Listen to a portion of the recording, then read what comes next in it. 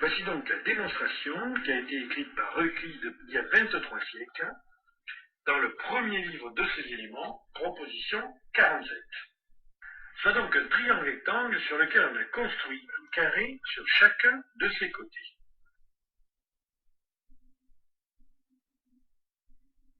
Intéressons-nous au demi-carré vert et particulièrement à la surface de ce triangle.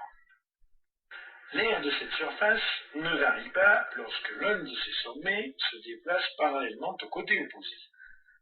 Et son aire reste évidemment la même lorsque le triangle tourne autour d'un sommet. Après un quart de tour, son aire n'a pas varié, et cette aire ne varie pas non plus lorsque l'un de ses sommets se déplace parallèlement au côté opposé encore une fois. Les deux triangles verts sont de la même aire. Et donc, le carré vert et le rectangle vert ont aussi la même aire.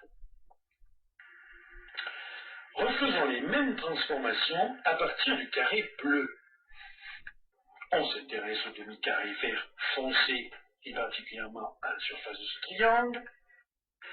L'aire de cette surface ne varie pas lorsque l'un de ses sommets se déplace parallèlement au côté opposé, et son aire reste évidemment la même lorsque le triangle tourne autour d'un sommet.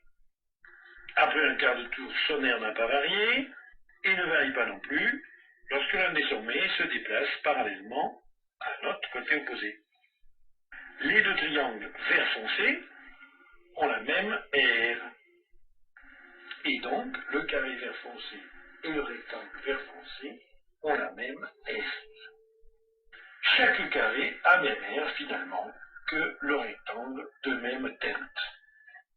Le carré de l'hypoténuse est donc égal à la somme des carrés des deux autres côtés.